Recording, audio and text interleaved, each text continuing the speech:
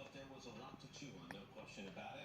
We're going to get reaction to the debate from the two vice presidential nominees, Senator Tim Kaine and Governor Mike Pence, in just a little while. But first, our Decision 2016 team has it covered. NBC national correspondent Politics.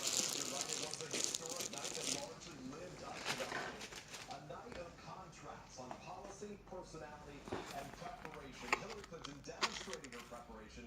Donald Trump relying heavily on his instincts. After their opening remarks, pleasantries were quickly abandoned. Donald Trump aggressively challenging Hillary Clinton as a Washington insider who failed on trade and job creation. You haven't done it in 30 years or 26 years. Well, I've been a senator. You haven't done it. And I have been a Secretary of State. Clinton dismissing Trump's attacks. I have a feeling that by the end of this evening, I'm going to be blamed for everything that's ever happened. Why not? Why not? Yeah, why not? Over 90 minutes, Clinton, the first female major party nominee, accusing her brash opponent of being racist, sexist, and xenophobic. On Trump's past comments about women. This is a man who has called women pigs, slobs, and dogs. And on the birther controversy. He has really started his political activity based on this racist lie that our first black president was not an American citizen. The debate also highlighting the contenders' liabilities. Trump defending his refusal to release his tax returns like presidential candidates have done for decades. I will release my tax returns against my lawyer's wishes when she releases her 33,000 emails that have been deleted. The billionaire appearing to admit that on multiple occasions he didn't pay any federal income tax. He didn't pay any federal income tax. So That makes if me he's smart. paid zero, that means zero for troops, zero for vets, zero for schools or health. The Republican nominee scolding Clinton over her email scandal. I made a mistake using a private email. That's for sure. And that was not a mistake. That was done purposely. Trump later raising eyebrows, trying to convert what voters view as his biggest weakness into a strength. I have much better judgment than she does. There's no question about that. I also have a much better temperament than she has. You know?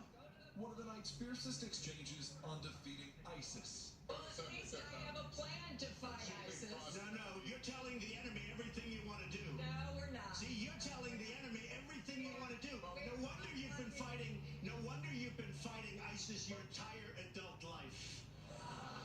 And on Trump's disproven claim that he opposed the Iraq War before it began.